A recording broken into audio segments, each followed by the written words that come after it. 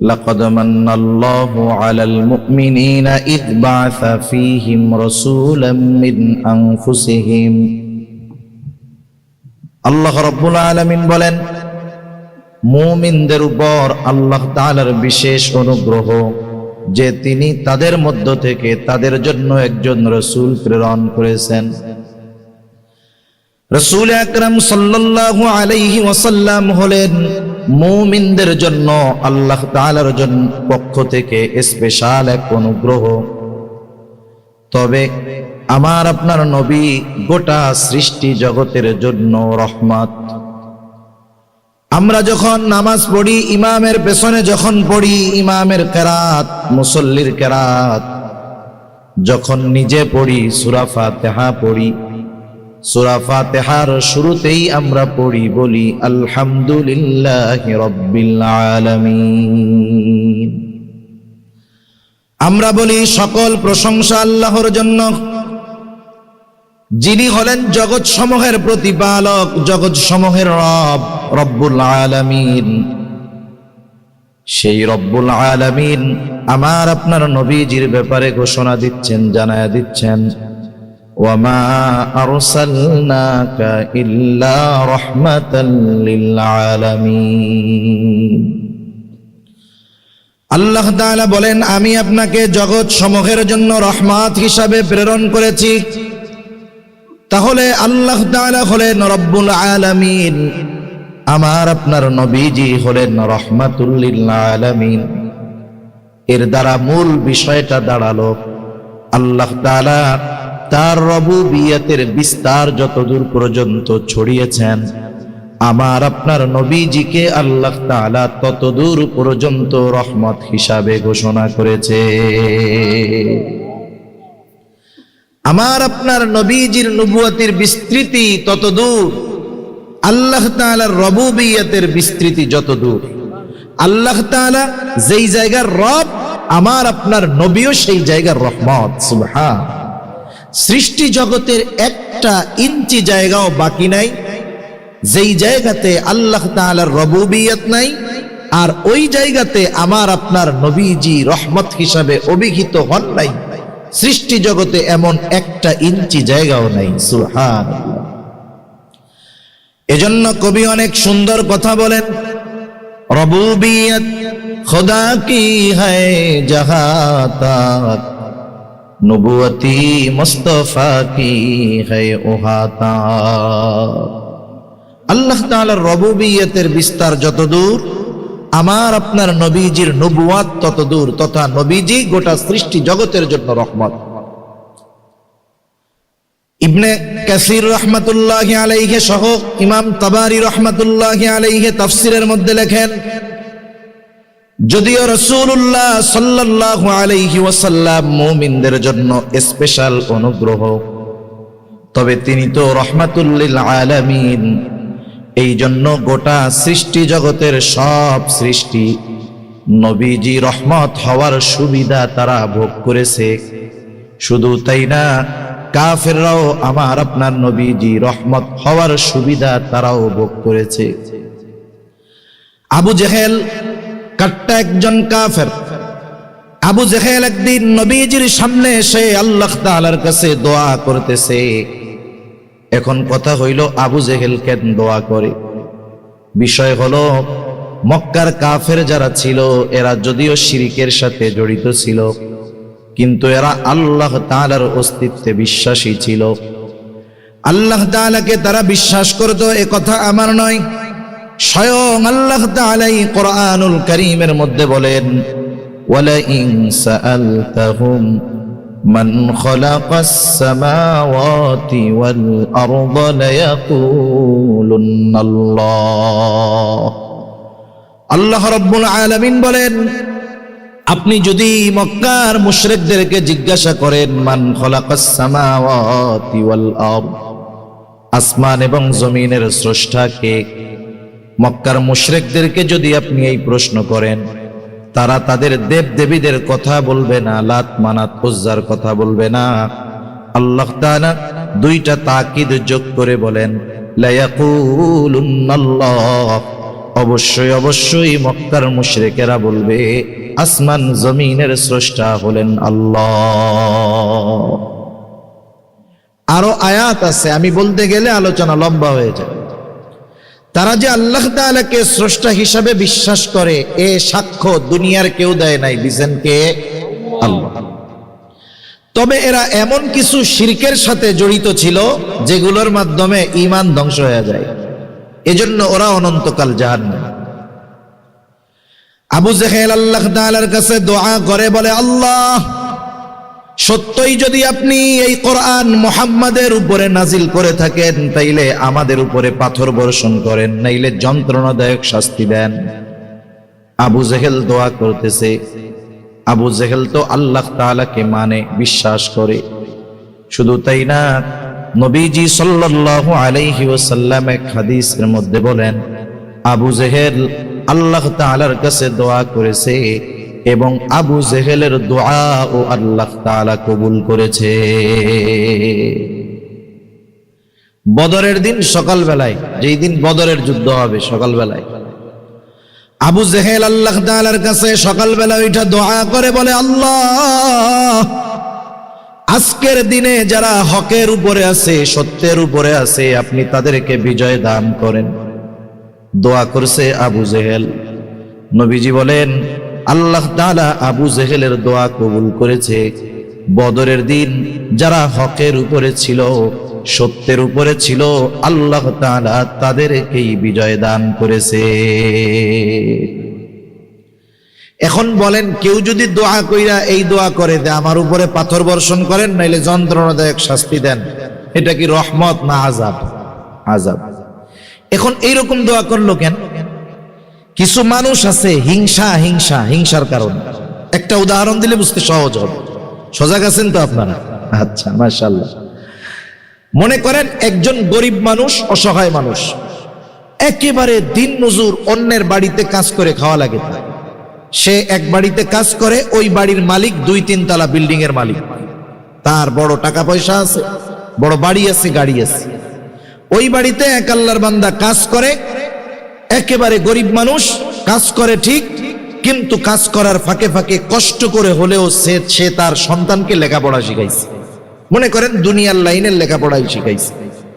এখন ছেলেটাও চিন্তা করছে, আরে আমার বাপ আমাকে কত মেহনত করে লেখাপড়া শিখাচ্ছে, আমার তো শেখার দরকার। ও লেখাপড়া যত্ন সহকারে করছে, ঢাকা শহর থেকে লেখাপড়া করে এখন সে বিসিএস ক্যাডার হয়ে গেছে। মনে করেন বিসিএস ক্যাডার হয়ে সে এখন বড় অফিসার। বলেন তো তার বাবার কষ্ট কি আর থাকবে? থাকবে না। কিছু ভালো মানুষ আছে, এলাকায় যখন শুনছে যে অমুক চাচা অসহায়, নিঃস্ব, ঘর বাড়ি কিছুই নাই, ওনার ছেলে বড় অফিসার হয়েছে, যাক চাচার এই কষ্টের অবসান হইল, এখন একটু শান্তিতে জীবন যাপন করবে।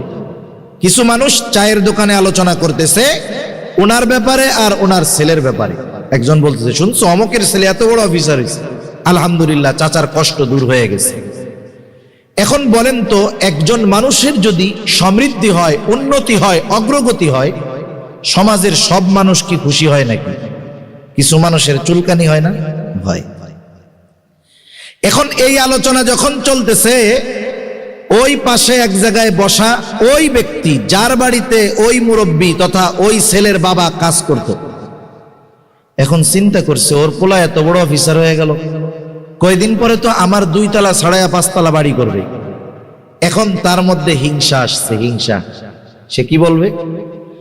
আরে বাদ দাও, অমকের ছেলে যা হয় হোক, এই তো 2 মাস আগেও আমার বাড়িতে কামলা দিয়া গেছে। এখন বলেন তো, এ কথা বলার দ্বারা কি বুঝলেন? কিসের থেকে বলছে? হিংসার থেকে। আবার অনেক মানুষ এরকমও বলে যে অমকের ছেলে এত বড় অফিসার, ওরে বাবা, এ খবর শোনার আগে আমি মরলাম না কেন? এরকম তো আলহামদুলিল্লাহ আপনাদের এলাকায় লোকজন নাই, আলহামদুলিল্লাহ। এখন বলেন তো, ওই টাইমে যদি আজরাইল আইসা বলে, তাহলে তোমার যেহেতু মরতে চায় আমার সাথে চলো, ও কি বলবে? কথার কথা কি বলবে? আরে ভাই, ও তো এমনি গেছে। তাহলে দেখেন, অনেক সময় মানুষ বলে যে আমি মরলাম না কেন, বাইসা আছি কেন? এ কথা কেন বলে? হিংসার কারণে বলে, অন্তরের রোগের কারণে বলে, ঠিক কিনা? আবু জেহেল তো মনে করতো মক্কার মধ্যে ওর চাইতে যোগ্য লোক আর কেউ নাই, কারণ সে সমাজপতি, সমাজের নেতা, এলাকার নেতা, তার কথায় সবাই উঠে আর বসে। সে কেমন যেন বলতে চায়, মুহাম্মদ তো গরিব মানুষ, এ তো এর কাছে কোরআন কেন নাজিল করলেন আল্লাহ? এই কাজটা তো ঠিক হয় নাই। কেমন যেন আল্লাহ তাআলাকে বলতেছে। সাথে সাথে নবীজির উপরে কোরআন নাজিল হওয়ার কারণে নবীর সামনে টিটকারি কইরা কথাটা বলতেছে। আবু জেহেল এই কথা বলার পরে আবু জেহেলের কথার জবাব আল্লাহ তাআলা পাঠায়া দিলেন। নবীজির জবাব দিয়ে আল্লাহ তাআলা আবু জেহেলের এই কথার জবাব জানায় দেন। কেমন যেন আল্লাহ তাআলা বলেন, আবু জেহেল রে, তুই যেই দোয়া করেছিস, তুই যেই কামনা করেছিস, আমি সেইটা তোরে দিতাম, পাথর মাইরা তোরে আমি সাইজ কইরা দিতাম, কিন্তু কেন আমি আযাব দেই না, গজব দেই না, শুইনা নে। আল্লাহ তাআলা আমার আপনার নবীর জবান দিয়ে বের করলেন, ওয়ামা কানাল্লাহু লিয়ুআযযিবাহুম ওয়া আনতা ফীহিম। হাবিব, আপনি যেহেতু তাদের মধ্যে আছেন, আপনি যতক্ষণ তাদের মধ্যে আছেন, আপনি অবস্থান করার কারণেই আমি তাদেরকে আযাব দিব না। আল্লাহ তাআলা কি বললেন? সাইজ তোরে করতাম, কেন করি না জানিস? রহমাতুল লিল আলামিন দুনিয়ার জমিনে আছে, এই জন্য সাইজ করি না।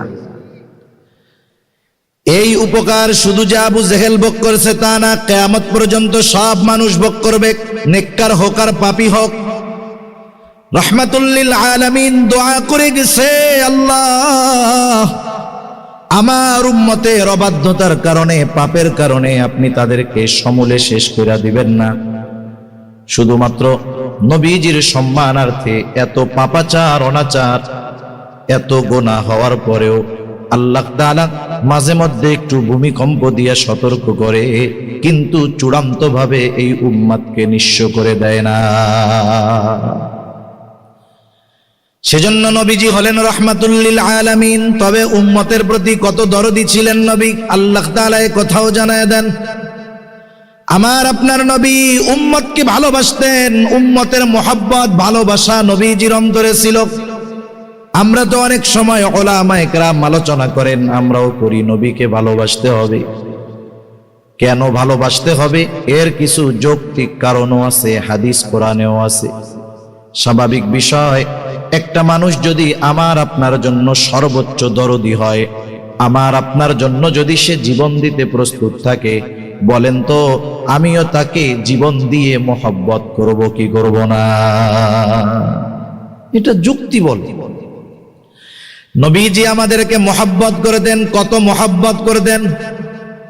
আব্দুল্লাহ ইবনে আমর ইবনুল আস রাদিয়াল্লাহু তাআলা আনহু বলেন, একদিন আমরা নবীজির সাথে এক মজলিসের মধ্যে বসে আছি, হঠাৎ করে নবীজি তিলাওয়াত করলেন, আন্নান নাবিয়্য সাল্লাল্লাহু আলাইহি ওয়াসাল্লাম তাআলা মা কাওলাল্লাহি আযজা ওয়া জাল্লা ফি ইব্রাহিম আলাইহিস সালাম। আল্লাহ রাব্বুল আলামিন ইব্রাহিম আলাইহিস সালাতু ওয়াস সালামের ব্যাপারে যা নাজিল করেছেন, রাসূলুল্লাহ সাল্লাল্লাহু আলাইহি ওয়াসাল্লাম ওইটা তিলাওয়াত করলেন। কি নাজিল করেছে? আল্লাহ ইব্রাহিম আলাইহিস সালাম তার উম্মতের জন্য আল্লাহ তাআলার কাছে দোয়া করেছে, গুনাহগার উম্মতের মাগফিরাত কামনা করে দোয়া করেছে। আল্লাহ তাআলা ওই দোয়ার খবর কোরআনুল কারীমের মধ্যে আমাদের জানায়া দিয়েছে। প্রত্যেকটা নবী তার উম্মতকে ভালোবাসে। উম্মত গুনাহগার হোক আর নেককার হোক, ইমানদার হোক আর বেঈমান হোক, নবী তার উম্মতকে ভালোবাসে। সব নবী চায় তার সব উম্মত নাজাত পাক, জান্নাতি হয়ে যাক। বরং অনেক সময় পাপীগুলার ব্যাপারে চিন্তিত বেশি থাকে। যেমন মনে করেন এক লোকের 5টা ছেলে, 5টা ছেলের মধ্যে 4 ছেলেই দিনদার, মুত্তাকি, পরহেজগার, একজন খারাপ। ওই 4 জন একসাথে যত ভালো, একজন ওই 4 জনের চাইতে বেশি খারাপ। এখন বলেন তো, মা বাবা যখন একা একা চিন্তা করে, তখন চিন্তা কি ওই ভালো 4 ছেলের জন্য বেশি করে না খারাপটার জন্য বেশি করে? বলেন তো আল্লাহ তাআলার কাছে যখন দোয়া করে নেককার 4 সন্তানের জন্য বেশি দোয়া করে নাকি বদকারটার জন্য করে? একটু চিন্তা কইরা দেখেন, সন্তান যত পাপী হোক বদকার হোক, মা বাবা মোহাব্বতের কারণে সন্তানকে দূরে ঠেলে দেয় না। আল্লাহর কসম, আল্লাহর কসম, আল্লাহর কসম, আমার আপনার মা বাবা আমাকে আপনাকে যত ভালোবাসে তার চাইতে বেশি ভালো মুহাম্মাদুর রাসূলুল্লাহ বাসে। ইব্রাহিম আলাইহিস সালাতু ওয়াস সালাম তার গুনাহগার উম্মতের মায়া অন্তরে মোহাব্বত, এই জন্য দোয়া করতেছে, রব্বি ইন্নাহুন্না আযলালনা কাসীরাম মিনান নাস ফামান তাবিআনি ফাইন্নাহু মিন্নি ওয়ামান আসানি ফাইন্নাকা গফুরুর রহিম। ইব্রাহিম আলাইহিস সালাম বলে, ও আমার রব, এই প্রতিমাগুলো, এই মূর্তিগুলো অধিকাংশ মানুষকে পথচ্যুত করে ফেলছে, পথভ্রষ্ট করে ফেলছে। তবে যারা আমার আনুগত্য করেছে, আমার কথা মেনে শুনে ঈমান এনেছে, তারা তো আমার দলভুক্ত। তবে যারা আমার কথা মানে নাই, ওমান আসানি, যারা আমার কথা শুনে ঈমান আনে নাই, মূর্তি পূজা ছাড়ে নাই, ইব্রাহিম আলাইহিস সালাম কেমন যেন বলে, আল্লাহ এরাও তো আমার উম্মত, যদিও এরা পাপী গুনাহগার। কেমন যেন ইব্রাহিম আলাইহিস সালাম বলে, আল্লাহ আপনি যদি চান আমার এই গুনাহগার উম্মত গুলারেও আপনি মাফ করে দিতে পারেন। কারণ কি? ফাইন্নাকা গফুরুর রহিম, আপনি হলেন অতিশয় ক্ষমাশীল আর দয়ালু, আপনি আমার গুনাহগার উম্মত গুলারেও মাফ করে দেন। রাসূলুল্লাহ। وقال عيسى عليه السلام إن تعذبهم فإنهم عبادك। ঈসা আলাইহিস সালাম তার গুনাহগার উম্মতের জন্য দোয়া করে বলে, আল্লাহ আপনি যদি তাদেরকে শাস্তি দেন তারা তো আপনারই বান্দা, আর আপনি যদি তাদেরকে ক্ষমা করে দেন, ওয়া ইন তাগফির লাহুম ফাইন্নাকা আনতাল আজিজুল হাকীম, আর আপনি যদি তাদেরকে ক্ষমা করে দেন, আপনি আজিজ, আপনি হাকিম, আপনি হলেন মহাপরাক্রমশালী, মহাপ্রজ্ঞাময়। আপনি যদি আমার উম্মত আপনার গুনাহগার বান্দাকে ক্ষমা করে দেন, কেউ আপনাকে জিজ্ঞাসা করবে না, কারণ জানতে চাইবে না, কারণ আপনি তো আজিজ, আপনি তো হাকিম। ঈসা আলাইহিস সালাম বলতেছে, আমার গুনাহগার উম্মত গুলারে মাফ করে দেন। অনেক সময় অনেক কথা আমাদের মনে থাকে না, আরেকজনের ওই বিষয়টা করতে দেখলে, বলতে দেখলে তখন নিজের মনে পড়ে যায়, হয় না এরকম? অনেক সময় মনে করেন আপনি একটা জিনিস করবেন মনে নেই, কথার কথা বাসার থেকে বলছে, মোবাইলে 100 টাকা ভইরা দিয়ে বাজারে আসছেন আর মনে নেই, ভুলে গেছে। হঠাৎ দেখতেছেন আর একজন সামনে ওই টাকা রিসার্চের দোকানে টাকা রিসার্চ করতেছে, আরে মনে পড়ে গেছে, আমারও তো বাসার থেকে বলতে বলছিল। নবীজি যখন এই 2 নবীর দোয়া তিলাওয়াত করলেন, যা তারা উম্মতের ব্যাপারে করছে, এইবার নবীজির অন্তরে তার গুনাহগার উম্মতের মুহাব্বতের জোশ উঠে গেছে। নবীজি এইবার 2 হাত উঁচু করে কান্না শুরু করে দিয়েছেন। নবীজি শুধু কান্না করেন আর বলেন, আল্লাহুম্মা উম্মতি উম্মতি, আর কিছু বলেন না। আল্লাহ রাব্বুল আলামিন তো সব জানেন, নবীজি কিছু বলেন না, শুধু বলেন আল্লাহুম্মা উম্মতি উম্মতি। মূলত নবীজি কি বলতে চায়, দুনিয়ার কেউ জানুক আর না জানুক, বুঝুক আর না বুঝুক, যিনি জানেন, যিনি বোঝেন তিনি কে? আর একটু জোরে বলেন না কে? আর একটা উদাহরণ দিলে বুঝতে সহজ হবে। মনে করেন বৃহস্পতিবার বিকালবেলা আপনাদের সন্তান নাতিপোতা, ছোট ভাই বেরাদার মাদ্রাসায় পড়ে না, ছোট ছোট বাচ্চা হেফখানায় পড়ে, মক্তবে পড়ে, মাদ্রাসায় আবাসিক থাকে, বাসা মনে করেন এখান থেকে 1.5-2-5 কিলোমিটার দূরে। এখন এই ছোট বাচ্চাটা বৃহস্পতিবার আসরের পরে হুজুরের সামনে আইসা বৈশা খালি কান্না করতেছে, কিছু কয় না। বলেন তো, যাদের সন্তান মাদ্রাসায় আছে, ছোট্ট একটা বাচ্চা যদি বৃহস্পতিবার আসরের পরে হুজুরের সামনে বৈশা কান্না করে, কিছুই বলা লাগবে না, বলেন তো ওই বাচ্চার কান্নার কারণ হুজুর বুঝবে কি বুঝবে না? কেন কান্না করে? মূলত সে বাসায় যাইতে চায়, হুজুর বুঝে। এরপরেও বলে কেন কান্না করো বলো, ওলা আরো কান্না বাড়ায় দেয়। একটু পরে বলে যতই কান্না করো লাভ হবে না, কেন কান্না করতেছো আগে এটা তোমারে বলতে হবে। এইবার ওই ছোট বাচ্চাটা যখন বলে হুজুর আমার মার জন্য পেট পুড়তেছে, বুক পুড়তেছে, পরাণ পুড়তেছে, আমি একটু বাসায় যাবো, ছুটি দেন। এইবার হুজুর একটা হাসি দিয়া বলে ঠিক আছে যাও, আগামীকাল সন্ধ্যার আগে আবার মাদ্রাসায় চলে আসবা। তাহলে দেখেন হুজুর কারণ বুঝার পরেও ছাত্রর মুখ দিয়ে কেন শুনতে চায়। এটা হলো উস্তাদ ছাত্রের একটা মহব্বতের বহিঃপ্রকাশ। আল্লাহ তাআলা সব জানেন তার হাবিব কি বলতে চায়, এরপরেও হাবিবের জবান দিয়ে শুনতে চায়। জিবরাইল আলাইহিস সালামকে পাঠায় দিয়েছে, যাও মুহাম্মাদের কান্নার কারণটা জিজ্ঞাসা করো। জিবরাইল আলাইহিস সালাম আয়েশা বলে আপনি কান্না করেন কেন? যদিও আপনার কান্নার কারণ আপনার মালিক জানে, রব জানে, এরপরেও তিনি জানতে চান কেন আপনি কান্না করেন। নবীজি এবার সব কথা প্রাণ ভৈরা খুইলা জিবরাইলের কাছে বইলা দিলেন।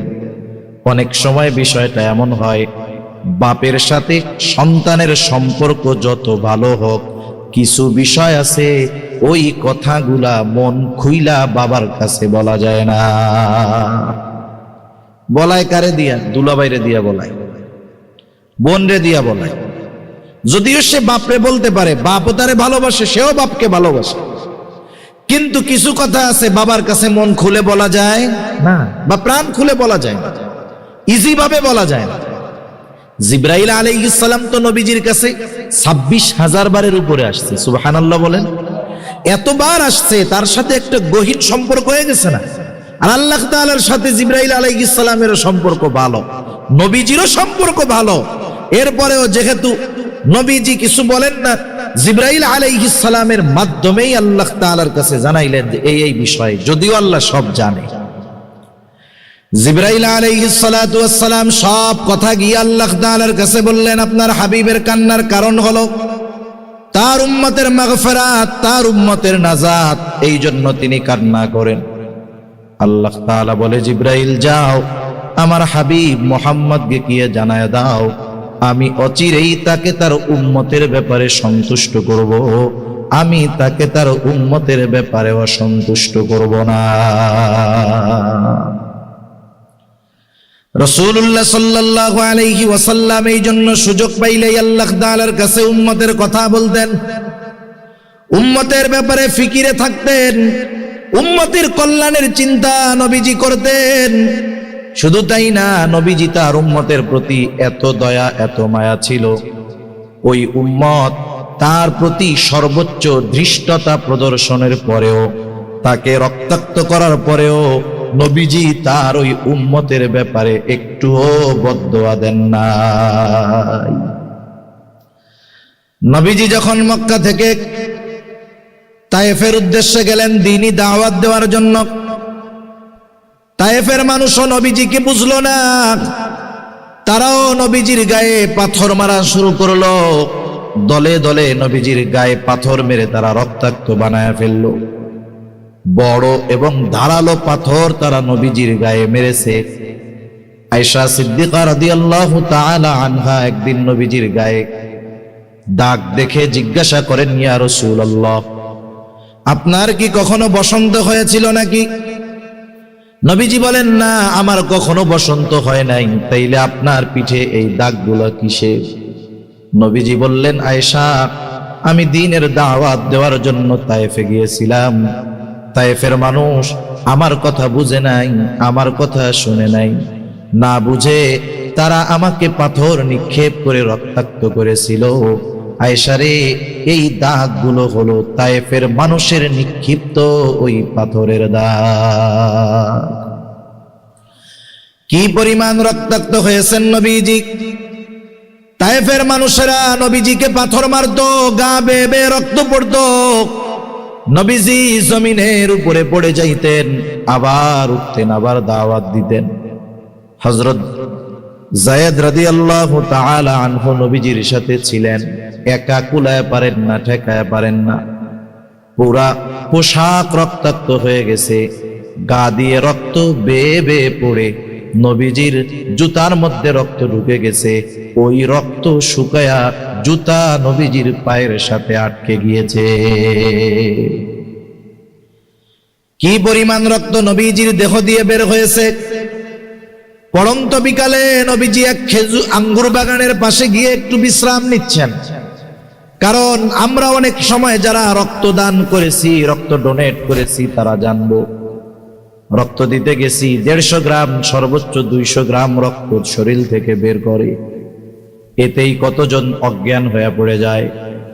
নবীজির গা দিয়ে অনেক রক্ত পড়ছে, নবীজি ক্লান্ত, একটু বিশ্রাম নিচ্ছেন। ইতিমধ্যে জিবরাইল আলাইহিস সালাতু ওয়াস সালাম হাজির, এসে সালাম দিয়ে বলে, ইয়া রাসূলুল্লাহ, এই কওম আপনার সাথে কেমন আচরণ করেছে আপনার মালিক সব দেখছে। আজকে আমার সাথে নতুন একজনকে পাঠানো হয়েছে, যেই ফেরেশতা ইতিপূর্বে আপনার কাছে আসে নাই। নবীজি বলেন, এইবার ওই নতুন ফেরেশতা আমার কাছে এসে সালাম দেওয়ার পরে বলতেছে, ইয়া রাসূলুল্লাহ, আপনার কওম আপনার সাথে কেমন আচরণ করেছে আপনার মালিক সব দেখছে। তিনি আমাকে আপনার নিকটে পাঠিয়েছেন আপনার আদেশ পালন করার জন্য, আপনি যা বলবেন তাই মানার জন্য। আপনি যদি আমাকে আদেশ দেন, নির্দেশ দেন, যেই সম্প্রদায় আপনার সাথে এমন আচরণ করেছে, আপনি যদি আমাকে নির্দেশ দেন 2 পাহাড় দিয়ে তাদেরকে এমন ভাবে পিষে দেওয়া হবে, ওইখানে যে একটা জনবসতি ছিল তার কোনো অস্তিত্ব থাকবে না। একটু চিন্তা কইরা দেখেন আমরা কতটা প্রতিশোধ পরায়ণ। 10 বছর আগে কেউ যদি আমাদের দিকে একটু চোখ গরম করে তাকায় থাকে, 10 বছর পরে যদি আমি পাওয়ার পাই, ক্ষমতা পাই, আমি চিন্তা করি 10 বছর আগে যে আমার দিকে চোখ গরম করে তাকাইছে তার চোখটাই তুলে দিব, ঠিক কিনা বলেন? কিন্তু নবীজি এমনটাও বলেন নাই যে হালকা পাতলা দিয়া একটু শায়েস্তা করে দাও, বরং নবীজি কি বললেন চিন্তা করে দেখেন। কেন তিনি রহমাতুল লিল আলামিন, কেন অন্তরের মধ্যে উম্মতের মায়া, উম্মতের মোহাব্বত ভরা। নবীজি একটু আরাম করতেছিলেন, ফেরেশতা ওই কথা বলার পরে নবীজি একটু সোজা হয়ে বসলেন। কেমন যেন নবীজি বলতেছেন, শোনো, তুমি তো আমাকে বলতেছো আদেশ দেন 2 পাহাড় দিয়ে তাদেরকে পিষে দেই, তবে শোনো তাদের ব্যাপারে আমার বক্তব্য কি। নবীজি বললেন, বাল আরজু আন ইয়াখরুজাল্লাহু মিন আসলাবিহিম মান ইয়াবুদুল্লাহা ওয়াহদাহু ওয়া লা ইউশরিকু বিহি শাইআ। নবীজি বলেন, শোনো, 2 পাহাড় দিয়ে পিষে হত্যা করা নয়, নিশ্চিহ্ন করা নয়, বরং আমি আল্লাহ তাআলার কাছে তাদের ব্যাপারে এই আশা পোষণ করি যে আল্লাহ রাব্বুল আলামিন এই মানুষগুলোর মধ্য থেকে এমন এক প্রজন্ম বের করবে, এমন এক জাতি বের করবে যারা এক আল্লাহর ইবাদত করবে, তার সাথে কারো শরীক করবে না। উম্মতের প্রতি নবীজির মহব্বত কত, ভালোবাসা কত। যাই হোক, অনেক রাত হয়ে যাচ্ছে। এখন বলেন, কিছু বিষয় আছে আমরা দেখি না, জানি না, কিন্তু আমাদেরকে এমন ব্যক্তি জানান যে ওই ব্যক্তির বিশ্বস্ততার কারণে তার কথা আমরা মাইনা নিই।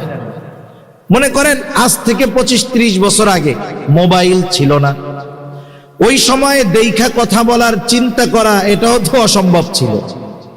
অনেক সময় এমন হইতো যে একজন বিবাহ করছে, বিবাহ করে 1 বছর বাড়িতে ছিল, এরপরে আবার প্রবাসে চলে গেছে। প্রবাসে যখন গেছে তার স্ত্রী সন্তান সম্ভবা, সে সন্তানের মুখ দেখে বিদেশের বাড়িতে যাইতে পারেন। একটানা 10 বছর বিদেশের বাড়িতে থাকছে। এর মধ্যে সন্তানও বাবাকে দেখে নাই, বাবাও সন্তানকে দেখে নাই। চিঠির মাধ্যমে যোগাযোগ, কথাও বলার সুযোগ নাই। বলেন তো 10 বছর পরে ওই লোক যখন প্রবাস থেকে আসে, দেখার পরে কি তার সন্তান তাকে চিনবে? চিনবে না। কিন্তু যখনই মা বলবে এই যে তোমার আব্বা, 1 লাফ দিয়া কোলে উঠে যাবে, ঠিক কিনা বলেন? যাচাই বাছাই করবে না যে আসলে আমার আব্বা কিনা, একটু টেস্ট করার দরকার, বোঝার দরকার। মার কথায় বিশ্বাস করে যাকে চিনে নাই, দেখে নাই, কথা হয় নাই, তাকে তার বাবা বলে স্বীকৃতি দিতে, স্বীকার করতে একটুও দ্বিধাদ্বন্দ্বের মধ্যে সে পড়ে না, ঠিক কিনা বলে? নবীজি যে আমাদেরকে ভালোবাসেন এ কথা দুনিয়ার কেউ বলেন নাই। নবীজি যে আমাদের ভালোবাসেন এ কথার সাক্ষ্য দিয়েছেন আল্লাহ। কে একটু জোরে বলেন? উম্মতের প্রতি নবীজির দরদ, মায়া, মোহাব্বত, ভালোবাসা কত, এ সাক্ষ্য দিয়েছেন আল্লাহ। আর একটা কথা মনে আসলো তাই বলি, নবীজি যখন উম্মতের মাঝে দাওয়াত দিতেন, বিশেষ করে মক্কার কাফেররা যখন নবীজির দাওয়াত মানে নাই, বরং উল্টা আরো বিরোধিতা করেছে, নবীজি কষ্ট পাইছেন অনেক। কারণ একজন অপরিচিত মানুষকে একটা কথা বললে যদি বিশ্বাস না করে এক ব্যাপার, কিন্তু যাদের মধ্যে নবীজির 40টা বছর পার হয়েছে, যেই মানুষগুলো নবীজিকে আল আমিন উপাধি দিয়েছে, যেই মানুষগুলোই নবীজিকে as-সাদিক উপাধি দিয়েছে, ওই মানুষগুলোই যখন নবীজির কথা বিশ্বাস করে নাই, মেনে নেয় নাই, বলেন তো নবীজির কষ্ট বেশি লেগেছে নাকি কম লেগেছে? একটা কথা সাধারণভাবে কেউ বিশ্বাস না করলে আমার কিছু আসে যায় না, কিন্তু ওই কথাটা যদি আমার আপনার বাবা, মা, কাছের মানুষ অবিশ্বাস করে, উল্টা অবিশ্বাস করে আর বলে দূর এইসব বাদ দে তো, ফালতু কথা। আপনি বলতেছেন সত্য কথা, তাদের উপকারের কথা, তারা বলে ফালতু কথা। অন্য কেউ বললে যেমন তেমন, যদি কাছের মানুষগুলো এইরকম করে তাহলে কষ্ট বেশি লাগবে না কম লাগবে? টেনশনে খাওয়া দাওয়া বন্ধ হয়ে যাবে। নবীজিরও খাওয়া দাওয়া বন্ধ হয়ে গেছে চিন্তায়, যে আরে এরা তো সব আমার কাছের মানুষ, কিন্তু এরা আমার কথা বিশ্বাস করে না কেন, কথা মেনে নেয় না কেন? এরাই তো আমাকে সত্যবাদী উপাধি দিয়েছে, এরাই তো আমাকে আল আমিন বিশ্বস্ত উপাধি দিয়েছে, এরাই আমার কথা এখন মানে না। নবীজির অন্তরে কষ্ট, পেরেশানি। খাওয়া দাওয়া কমায় দিছে, পেরেশানিতে খাওয়া দাওয়া কমছে, শারীরিকভাবে দুর্বল হয়ে গেছে। কতটা অসুস্থ হয়েছেন, সে অসুস্থতার কথা আল্লাহ তাআলা বলেন, লাআল্লাকা বাখিউন নাফসাকা আলা আথারিহিম ইল্লাম ইউমিনু বিহাদাল হাদিসি আসাফা। এরা আপনার কথাগুলো মেনে না নেওয়ার কারণে, আপনার কথা মেনে ঈমান না আনার কারণে আপনি নিজেকে নিজে মৃত্যু মুখে ঠেলে দিচ্ছেন। তাহলে উম্মতের চিন্তায় নবীজি কতটা বিভোর ছিলেন যে উম্মত ঈমান না আনার কারণে অসুস্থ হয়ে যাইতেন। ওই নবী উম্মতের প্রতি কেমন দরদি, এই ঘোষণা দিচ্ছেন আল্লাহ। সে কথাই আল্লাহ তাআলা বলেন, লাকাদ জাআকুম রাসূলুম মিন আনফুসিকুম আজিজুন আলাইহি মা আনিতুম হারিসুন আলাইকুম বিল মুমিনিনা রাউফুর রহিম।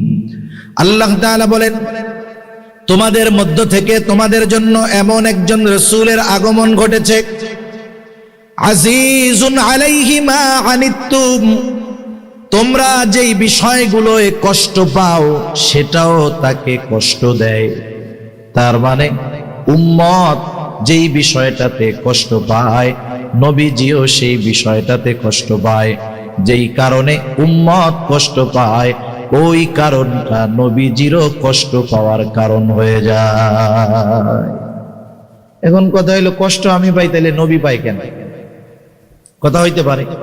আরেকটা উদাহরণ দিই, কষ্ট হইতেছে না তো আপনাদের? কথা বুঝতেছেন? কারণ নতুন এলাকায় আসতে গেলে খুব ঝামেলা। আমি তো পটুয়াখালী একবার আসছি কিনা অনেক আগে, তাও মনে হয় ওই বরিশালের ব্রিজটা পার হয়ে ওইদিকে এক জায়গায় হবে, তো অনেক আগে। তা এক এলাকায় না আসলে, আন্ডারস্ট্যান্ডিং না হইলে, দেখা কথা না শুনলে অনেক সময় যিনি বলেন তারও ইতস্ত লাগে। যারা শুনেন এই ধরনের কথা শুনে যদি অভ্যস্ত না থাকেন তাহলে শুনতেও ভালো লাগে না। আমিও আবার মনে করতেছি যে আপনারা কথা বুঝতেছেন কিনা আল্লাহই জানে। তা যাই হোক, দেখেন তো একজনের সন্তান আছে 3 বছরের এক বাচ্চা, বাচ্চার প্রচন্ড জ্বর, থার্মোমিটারের 108 পার হয়ে গেছে, 104 পার হয়ে গেছে। বাচ্চা যন্ত্রণায়, জ্বরে, কষ্টে থরথর করে কাঁপতেছে। বলেন তো, বাচ্চা জ্বরে অসুস্থ কাঁপতেছে, এই সময় তার মা বাবার কেমন লাগে? কেমন লাগে বলেন? বাস্তবতা হলো ওই বাচ্চা জ্বরে যেরকম কষ্ট পায়, তার চাইতে ওই বাচ্চার ওই অবস্থা দেখে মা বাবা আরো বেশি কষ্ট পায়। মনে মনে আল্লাহ রেখে, আল্লাহ রোগটা আমারে দিয়ে আমার পোলাটারে সুস্থ করো তো। মা বাবা সন্তানের মোহাব্বতে সন্তানের কষ্টটা নিজে অনুভব করে।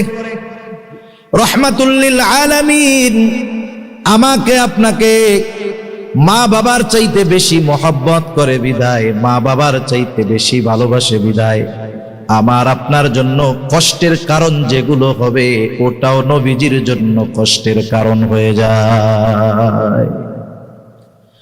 একথা আল্লাহ তাআলাই বলেন। আজিজ তিনি হলেন সমব্যথী, হারিসুন আলাইকুম তিনি তোমাদের জন্য কল্যাণকামী। নবীজি সর্বদা উম্মতের কল্যাণের চিন্তা করতেন। কোন বিষয়ের মধ্যে উম্মতের কল্যাণ সেটাই তিনি নিতেন। এই প্রসঙ্গে একটা হাদিস বলি। নবীজি বলেন প্রত্যেকটা নবীকে স্পেশাল একটা দোয়া করার সুযোগ দেওয়া হয়েছে। সব নবী সেই দোয়াটা তার উম্মতের ব্যাপারে দুনিয়াতে করে ফেলছেন। নবীজি বলেন আমি আমার ওই দোয়াটাকে মওজুদ করে রাখছি, সংরক্ষণ করে রাখছি, দুনিয়ায় করি নাই। কিয়ামতের দিন ওই দোয়াটা আমি আমার উম্মতের জন্য সুপারিশ হিসাবে আল্লাহ তাআলার কাছে করব। সেজন্য নবীজি হলেন উম্মতের সর্বোচ্চ কল্যাণকারী। স্পেশাল ভাবে মুমিনদের জন্য বিল মুমিনিনা রাউফুর রহিম। আল্লাহ তাআলা বলতেছেন ওই নবী তার মুমিন উম্মতের জন্য হলেন রাউফ, ওই মুমিন উম্মতের জন্য হলেন রহিম। নবীর ব্যাপারে বলতেছে আল্লাহ, আপনারা জানেন হয়তো জেনে থাকবেন, বলেন তো রাউফ কার গুণবাচক নাম? আরেকটু জোরে বলেন না। বলেন তো রহিম কার গুণবাচক নাম? দুনিয়ার কোন মাখলুক রাউফ হতে পারে না, দুনিয়ার কোন মাখলুক রহিম হতে পারে না। অথচ আমার আপনার নবী আমাকে আপনাকে কত ভালোবাসে এটা বোঝানোর জন্য আল্লাহ তাআলা স্বয়ং তার নিজের গুণবাচক নাম নবীজির শানে ব্যবহার করে বলতেছেন, শোনো এই নবী হলেন তোমাদের জন্য অতি সদয় এবং পরম দয়ালু। এ কথাটা অনুধাবন করার বিষয়। বললাম এত বলে ফেললাম। আল্লাহ তাআলা নবীজিকে বলতেছে যে আপনি হলেন রাউফুর রহিম আপনার মুমিন উম্মতের ব্যাপারে। সুবহান। আমরা সেই নবীর উম্মত, যেই নবীর উম্মতের প্রতি ভালোবাসা বয়ান করে বক্তব্য দিয়ে কোন মাপার মিটার দিয়ে অনুমান করা সম্ভব না। এই নবী যে উম্মতের প্রতি দরদ শুধু দুনিয়ায় তা না, কিয়ামতের কঠিন ময়দানেও নবীজি কিন্তু উম্মতকে ভুলবে না। কিয়ামতের ময়দান এমন কঠিন, আল্লাহ তাআলা কোরআনুল কারীমের বিভিন্ন জায়গায় কিয়ামতের ময়দানের সাম্যক চিত্র তুলে ধরেন। সূরা আবাসার মধ্যে আল্লাহ তাআলা বলেন, ইয়াউমা ইয়াফিরুল মারউ মিন আখিহি ওয়া উম্মিহি ওয়া আবিহি ওয়া সাহিবাতিহি ওয়া বানিহি লিকুল্লি ইমরিইম মিনহুম ইয়াউমাইযিন শা'নুন ইউগনি। দুনিয়ার মুসিবতে সন্তান যদি পড়ে, মা জীবন দিয়ে সন্তানকে মুসিবত থেকে বাঁচায়, কিন্তু পরকালের মুসিবত এমন মুসিবত, সেই দিন ভাই ভাইয়ের থেকে পলায়ন করবে, পিতামাতার থেকে মানুষ পলায়ন করবে, স্ত্রী সন্তানদের থেকে পলায়ন করবে। অথচ এই দুনিয়ায় যত ক্লান্তি তার দেহে থাকুক না কেন, যত পরিশ্রম করে দুর্বল হয়ে যাক না কেন, যখন সন্তানের চেহারার দিকে তাকায় সব কষ্ট মুহূর্তের মধ্যে সে ভুলে যায়। কিন্তু কিয়ামতের দিন ওই সন্তানের থেকে পালায়া থাকবে। প্রত্যেকটা মানুষ নিজের চিন্তায় বিভোর থাকবে। এমনও হবে, তাফসীরের মধ্যে আসছে, এক লোক আল্লাহ তাআলার কাছে দরখাস্ত করবে, বলবে আল্লাহ গোটা দুনিয়ার সব মানুষকে জাহান্নামে দিয়ে হলেও আমাকে মাফ করে আপনি জান্নাত দিয়ে দেন। তার মানে ওই দিন আমার ভাই আমারে চিনবে না, যে স্ত্রী সন্তানের প্রতি এত মোহাব্বত, মা বাবার সন্তানের প্রতি মোহাব্বত, ওই মা বাবা স্ত্রী সন্তান কিয়ামতের দিন আমাকে আপনাকে চিনবে না, কিন্তু ওই কঠিন মুসিবতের দিন মুহাম্মাদুর রাসূলুল্লাহ তার গুনাহগার উম্মতকে ভুলবে না। উম্মতের চিন্তায় তিনি পেরেশান থাকবেন। নবীজি বলেন, হাদিসে আসছে, একবার নবীজি দৌড়ে চলে যাবেন হাউজে কাউসারের কাছে দেখার জন্য, না জানি তার কোনো উম্মত পানি পান থেকে মাহরুম হয়ে যায় কিনা। আবার দৌড়ে চলে যাবে পুলসিরাতের কাছে, না জানি কোন উম্মত পুল পার হতে ব্যর্থ হয়ে যায় কিনা। আবার আরেকবার দৌড়ে চলে যাবে মিজানের কাছে, না জানি নেকি সওয়াব গুনাহ ওজন দেওয়ার সময় ধরা পড়ে যায় কিনা। আবার একবার দৌড়ে যাবে জাহান্নামের কাছে, না জানি কোন উম্মতকে জাহান্নামে দিয়ে দেওয়া হয় কিনা। আবার যখন সুপারিশের প্রয়োজন হবে, নবীজি গিয়ে আল্লাহর কুদরতি কদমে সেজদায় লুটায়া পড়বে। এক জায়গায় স্থির তিনি থাকবেন না। সব নবী জান্নাত অভিমুখে রওনা হয়ে যাবে, জান্নাতের দরজায় পৌঁছায়া যাবে। জান্নাতের দরজা বন্ধ, জিজ্ঞাসা করা হবে জান্নাতের দরজা কেন খোলা হয় না। জবাব দেওয়া হবে, যিনি আসলে খোলা হবে তিনি আসেন নাই। কে তিনি? তিনি হলেন মুহাম্মাদুর রাসূলুল্লাহ। কোথায় তিনি? হাসরের ময়দানে উম্মতের চিন্তায় বিভোর। যতক্ষণ না আল্লাহ তাআলার পক্ষ থেকে যেই উম্মতের যারা পরিমাণ ঈমান আছে, ওই উম্মতের ব্যাপারেও যতক্ষণ না ক্ষমার ব্যাপারে নিশ্চয়তা পাবেন, ততক্ষণ নবী নিজে জান্নাতে প্রবেশ করবে না।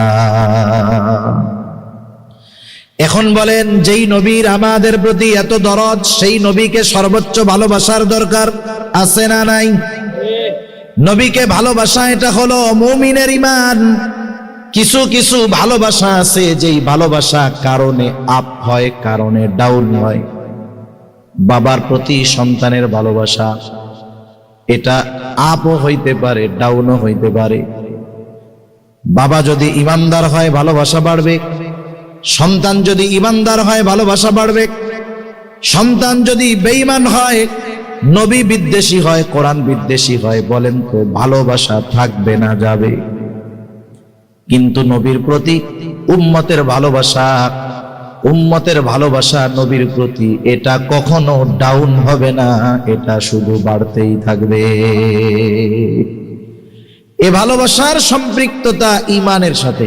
এজন্য নবীজিও বলেন, লা ইউমিনু আহাদুকুম হাত্তা আকুনা আহাব্বা ইলাইহি মিন ওয়ালিদিহি ওয়া ওয়ালাদিহি ওয়ান নাসি আজমাইন।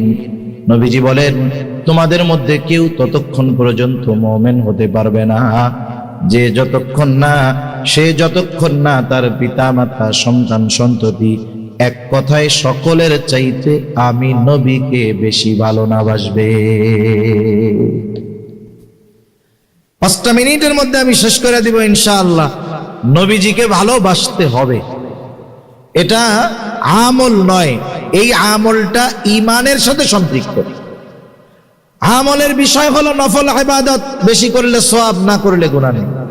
কিন্তু নবীজির ভালোবাসার ক্ষেত্রে ডাউন করার সুযোগ আছে নাকি শুধু বাড়াইতেই হয়? যেই ভালোবাসা ঈমানের সাথে সম্পৃক্ত, সেই ভালোবাসা নবীকে বাসতে হবে। কিন্তু নবীর তো আমরা সামনে পাই নাই, কেমনে ভালোবাসবো?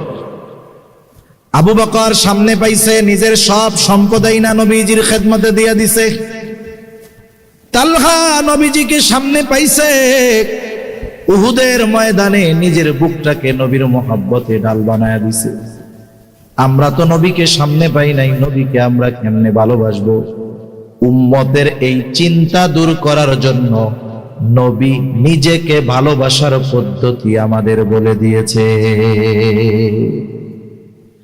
ওই পদ্ধতি অনুযায়ী নবীজিকে ভালোবাসতে হবে।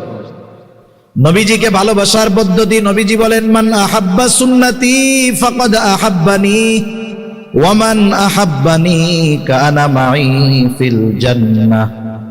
নবীজি বলেন, যে আমার সুন্নাতকে ভালোবাসলো সে আমি নবীকে ভালোবাসলো, আর আমি নবীকে যে ভালোবাসলো সে আমি নবীর সাথে জান্নাতে থাকবে। নবীর সাথে জান্নাতে থাকতে হইলে জান্নাতে যাওয়া লাগবে, ঠিক কিনা বলেন? নবীজি আর এক হাদিসের মধ্যে বলেন, কুল্লু উম্মতি ইয়াদখুলুনাল জান্নাতা ইল্লা মান আবা। নবীজি বলেন আমার সব উম্মত জান্নাতে প্রবেশ করবে, আবা উম্মত ছাড়া। জিজ্ঞাসা করা হলো, ইয়া রাসূলুল্লাহ, আবা উম্মত কারা? নবীজি বললেন, যারা আমার আনুগত্য করবে, আমার অনুসরণ করবে, তারা জান্নাতে যাবে, আর যারা আমার আনুগত্য করবে না তারা আবা উম্মত, তাদের ঠিকানা হবে জাহান্নাম। তাহলে এই দুই হাদিসের সমন্বয় করলে জবাব হয়, নবীজির সুন্নতকে যারা মোহাব্বতের সাথে অনুসরণ করবে, শুধু সুন্নতকে মোহাব্বত করলে হবে না, ওই সুন্নতের ধারক বাহক নিজেও হতে হবে। দাড়িওয়ালাকেই শুধু মোহাব্বত করলে হবে না, নিজেও দাড়িওয়ালা হতে হবে। এই দুই বিষয়ের সমন্বয় যখন ঘটবে, তথা সুন্নতকে মোহাব্বতের সাথে অনুসরণ করবে, নবীজি জানায় দেন সে আমার সাথে জান্নাতে অবস্থান করবে। নবীর সাথে জান্নাতে অবস্থান, এটা সবচেয়ে বড় পাওয়া। সাহাবায়ে কেরাম বলেন, আনাস রাদিয়াল্লাহু তাআলা, গ্রামের একজন লোক আসছে, আসার পরে নবীজিকে জিজ্ঞাসা করে কিয়ামত কখন হবে। নবীজি উল্টা প্রশ্ন করেছে, মা আ'দাত্তা লাহা, তুমি কিয়ামতের জন্য কি পাথেয় সংগ্রহ করছো? বলে আমি। গ্রামের মানুষ তো সহজ সরল। নবীজিও বলতেছে, যে যাকে ভালোবাসে, আল মারউ মা'a মান আহাব্বা, সে তার সাথেই অবস্থান করবে। হযরত আনাস রাদিয়াল্লাহু তাআলা আনহু বলেন, নবীজির মুখে যখন এই কথা শুনছি, ঈমান আনার পরে আমরা এতটা খুশি হই নাই যতটা খুশি হইছি এ কথা শুনে যে আমরা নবীর সাথে জান্নাতে থাকতে পারবো। সুবহানাল্লাহ, আমরা নবীর সাথে জান্নাতে থাকতে চাই। সুন্নাতের উপরে আমল করলে নবীজির সাথে জান্নাতে থাকা যাবে। দেখেন অনেক সুন্নাতবিহীন মানুষ আছে, যারা আছেন অনেকে শুনতেছে, সবার কাছেই একটা আরজ। শেষ কথা আমি বলে শেষ করে দিব। দেখেন মানুষ মারা যায় না, আপনারা একটা জানাজা পড়ছেন না সন্ধ্যার পরে? আল্লাহর বান্দা দুনিয়া থেকে চলে গেছে, আমাকে আপনাকেও মরতে হবে, চলে যেতে হবে। মৃত্যুর পরে যদি আমার পরিচয়টা মুসলমান থাকে, মুসলমানিত্ব থাকার না থাক, যদি পরিচয় মুসলমান থাকে, মুসলমানিত্ব এক জিনিস, মুসলমান আর এক জিনিস।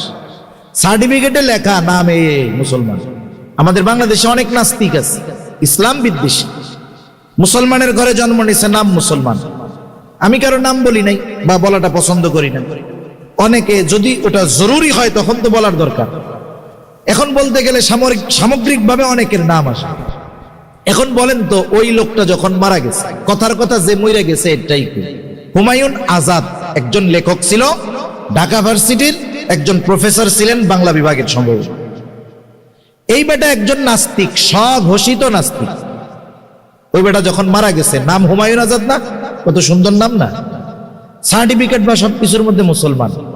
ওর তো গোসল দিছে, কাফন পরাইছে, ওর কিন্তু জানাজাও দিছে, আবার কবরেও রাখছে।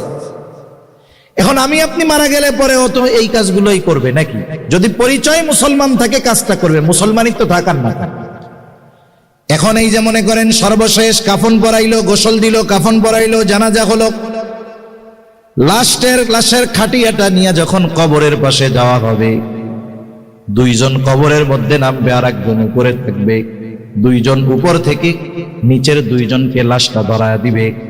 এই যে লাশটা যখন নামায় তখন একটা দোয়া পড়ে, এই দোয়াটা আপনারা জানেন কি? কি বলে বলেন তো? বিসমিল্লাহি ওয়া আলা মিল্লাতি রাসূলিল্লাহ। এই দোয়াটার শাব্দিক অর্থ আমরা হয়তো জানি, কিন্তু প্রত্যেকটা কথার শাব্দিক অর্থের পাশাপাশি একটা মর্মার্থ আছে। এই কথাটা বলেই আমি শেষ করে দিব। আমরা দোয়া করে কবরে যখন লাশটারে রাখি, মূলত কি বলি? বুজুর্গানে দিন বলেন, ওই সময় আমরা আল্লাহ তাআলার কাছে বলি, আল্লাহ, আপনার নামে এমন একজন ব্যক্তিকে এখন কবরের মধ্যে রাখতেছি, যার গোটা হায়াত সুন্নাতের উপরে পরিচালিত হয়েছে। সে যখন মারা গেছে সুন্নাতের উপরে ছিল, যখন তাকে আমরা কবরস্থ করতেছি এখনো সে সুন্নাতের উপরেই আছে। এই অবস্থায় আপনার নামে তাকে কবরস্থ করতেছি। এই দোয়াটা বইলা যাকে কবরে রাখা হলো নিজের মধ্যেও সুন্নাতের বালাই নাই, সারাটা জীবন সুন্নাত আর সুন্নাত ওয়ালাদের বিরোধিতা করে গেছে, বলেন তো ওই ব্যক্তির ক্ষেত্রেও তো এই দোয়াটা পড়ে কবরে রাখা হবে, তবে ওই ব্যক্তির ক্ষেত্রে এই দোয়াটা সত্য হবে নাকি মিথ্যা হবে? এজন্য আমরা নিজেরা মাঝে মধ্যে একটু নিজেদের সাথে দর কষাকষি করব, নিজেদের সাথে হিসাব করব, যে বলা যায় না আগামীকাল সকালটা আমার নাও দেখা হতে পারে, আমাকেও তো কবরে রাখবে এই দোয়া বলে, এই দোয়া বলবে, দোয়ার সাথে আমার বাস্তবতার মিল আছে কিনা এটা মিলায় দেখতে হবে। যদি কথাগুলার সাথে বাস্তবতার মিল না থাকে, আমার অনন্তকালের সফর, ওই সফরের প্রথম ঘাঁটি হলো কবর, ওই প্রথম ঘাঁটি কবরে আমাকে রাখা হবে মিথ্যা কথা বলে। এ বদনসিব যেন আমাদের কারণ না হয়, আল্লাহ কবুল করুক, সকলে বলি আমিন।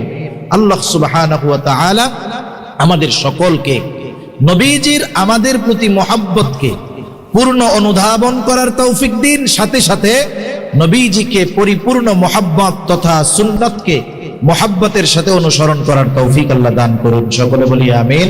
ওয়া আখিরু দাওয়ানা আনিল হামদুলিল্লাহি রাব্বিল আলামিন। আসসালামু আলাইকুম ওয়া রাহমাতুল্লাহ। আমরা একটু সংক্ষিপ্ত দোয়া করি। আল্লাহুম্মা সাল্লি আলা মুহাম্মদ ওয়া আলা আলি মুহাম্মাদিন কামা সাল্লাইতা আলা ইব্রাহিম ওয়া আলা আলি ইব্রাহিম ইন্নাকা হামিদুম মাজিদ। اللهم بارك على محمد وعلى آل محمد كما باركت على إبراهيم وعلى آل إبراهيم إنك حميد مجيد. الحمد لله رب العالمين والعاقبة للمتقين والصلاة والسلام على خير خلقه محمد وعلى آله وأصحابه أجمعين. ربنا ظلمنا أنفسنا وإن لم تغفر لنا وترحمنا لنكونن من الخاسرين. ওগো দয়াময় আল্লাহ, শীতের ভিতরে গভীর রাত পর্যন্ত আপনার কিছু বান্দাদেরকে নিয়ে দিনই আলোচনা করলাম। আয় আল্লাহ, যে আলোচনাগুলো হলো, যে যেখান থেকে শুনেছে, আমাদের সকলকে আমলের কথাগুলোর উপরে আমল করবার তৌফিক আল্লাহ আপনি দিয়ে দেন ইয়া রাব্বাল আলামিন। খাস করে আজকের মাহফিল কবুল করে নেন। আগামী 2 দিনও মাহফিলের বাকি আছে, আল্লাহ সুন্দরভাবে যথাযথভাবে এই আয়োজন সমাপন করার তৌফিক আল্লাহ আপনি দিয়ে দেন। আল্লাহ যেই মাদ্রাসার উদ্যোগে মাহফিল মাদ্রাসা খানা কবুল আর মঞ্জুর করে নেন ইয়া রাব্বাল আলামিন। খাস করে মাদ্রাসার প্রতিষ্ঠাতা জননন্দিত ওয়াইজ আয় আল্লাহ মুফতি হাবিবুর রহমান মিসবাহ, ওনার সকল ধরনের দ্বীনি খেদমতগুলোকে কবুল আর মঞ্জুর করে নেন ইয়া রাব্বাল আলামিন। মাদ্রাসার যা জরুরত আছে আপনি পূরণের ব্যবস্থা আল্লাহ করে দেন ইয়া রাব্বাল আলামিন। খাস করে আমরা যারা হাত উঁচু করেছি, আমাদের আত্মীয় স্বজন যে যেখানে আছে মাফ করে দেন আল্লাহ। আয় আল্লাহ, খাস করে আমাদের যাদের মা বাবা দুনিয়া ছেড়ে চলে গেছে, গুনার কারণে যদি কারো মা বাবার কবরে আযাব হয়, আল্লাহ আপনি কবরের আযাব মাফ করে কবরকে আপনি জান্নাতের টুকরো বানায়া দেন। কিয়ামতের দিন হিসাব সহজ করে জান্নাতের ব্যবস্থা করে দিয়েন। আয় আল্লাহ, যাদের মা বাবা বেঁচে আছে সুস্থ দীর্ঘ নেক হায়াত আল্লাহ আপনি দিয়ে দেন ইয়া রাব্বাল আলামিন। খাস করে মাওলা তামাম দুনিয়ার মুসলমানদের জান মাল ইজ্জত আল্লাহ আপনি হেফাজত করেন। মাজলুম ফিলিস্তিনিদের হেফাজত করেন আল্লাহ। আয় আল্লাহ, আপনি তাদের জন্য সাহায্যকারী হয়ে যান। হামাসের মুজাহিদদেরকে আপনি আসমানি সাহায্য দান করেন আল্লাহ। জালেম গুলারে হেদায়াত দিয়ে দেন। হেদায়াত যদি না থাকে আল্লাহ, তাদের ব্যাপারে আপনি আসমানি ফয়সালা নেন। তামাম দুনিয়ার মুসলমানদের এক হওয়ার তৌফিক দেন ইয়া রাব্বাল আলামিন। কার মনে কি চাওয়া জানি না, সকলের মনের নেক চাওয়া নেক আশাগুলো কবুল করে নেন আল্লাহ। আমাদের সকলকে বারবার মক্কা মদিনা জিয়ারতের তৌফিক আপনি দিয়ে দেন ইয়া রাব্বাল আলামিন। জীবনের অন্তিম সময়ে যখন মালাকুল মউত মৃত্যুর পরওয়ানা নিয়ে হাজির হয়ে যাবে আল্লাহ, আমাদের সকলের জবানে আপনি তাওহীদের কালিমা নসিব করে দিয়েন।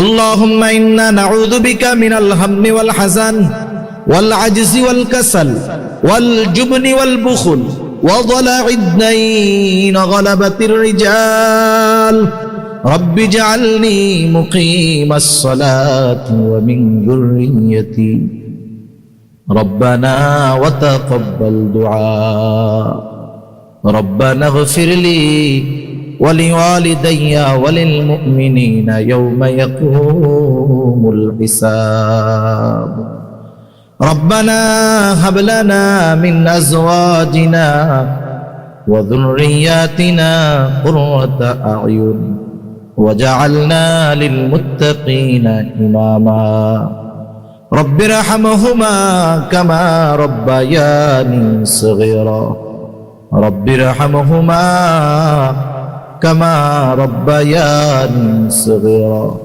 وصلى الله تعالى على خير خلقه محمد وعلى آله وأصحابه أجمعين آمين برحمتك يا أرحم الراحمين سبحانك اللهم وبحمدك